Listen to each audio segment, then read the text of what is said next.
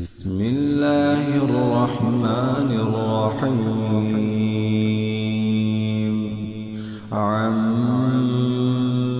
يتساءلون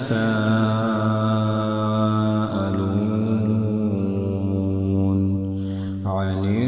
النبأ العظيم الذي هم فيه مختلفون كلا سيعلمون ثم كلا سيعلمون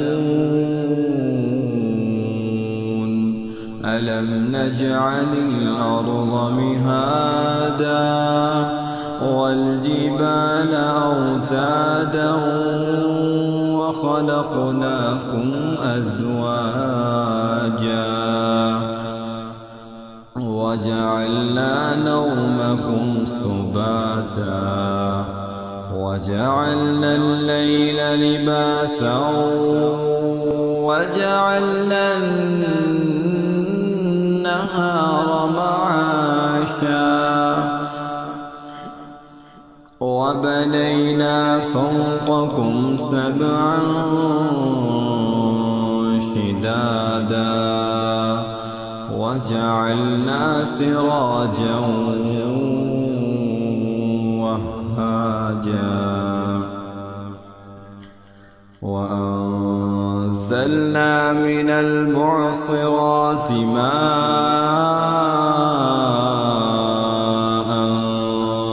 ثجاجا لنخرج به حبا ونباتا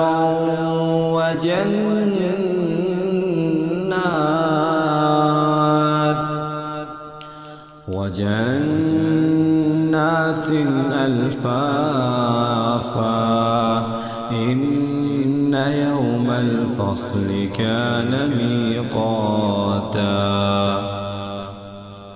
يوم ينفخ في الصور فتأتون أفواجا وفتحت السماء فكانت أبوابا وسيرت الجبال فكانت سرابا إن جهنم كانت مرصادا للطاغين مآبا لابثين فيها أحقابا لا يذوقون فيها بردا ولا شرابا إلا حميما ووثاقا جزاء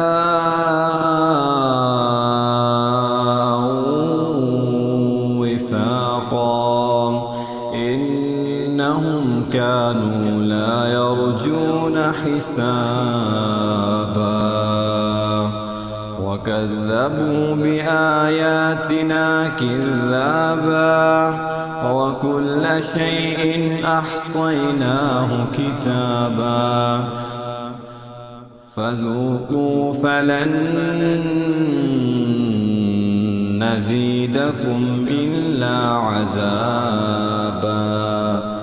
إن للمتقين مفازا حدائق وأعنابا وكواعب أترابا وكأسا دهاقا لا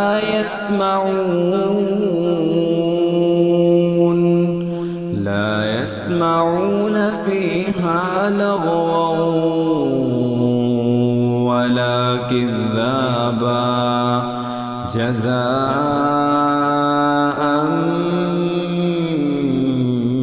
من ربك ربك عطاء حسابا رب السماوات والأرض وما بينهما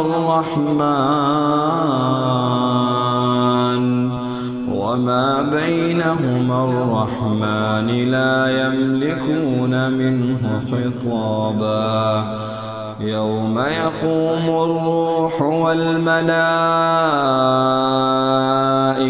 صفا لا يتكلمون